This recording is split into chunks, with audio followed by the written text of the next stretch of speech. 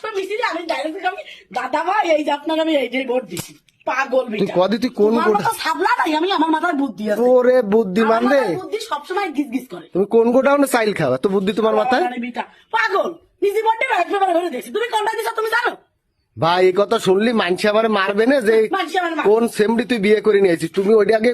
ঘরে থাও তুই যাও ঘরে ঢোকো ওইটা দেহায় না মানুষের দেহায় না ভোট দিছি কদি কিসে দিছো তুমি এমনি রয়েছে যে যেতে তার যে দেওয়া এই যে আমি আপনার ভোট দিছি বাহ বাহ বাহ কি বুদ্ধি তোর মাথা একদম গোবর বড় ধ্যাৎ।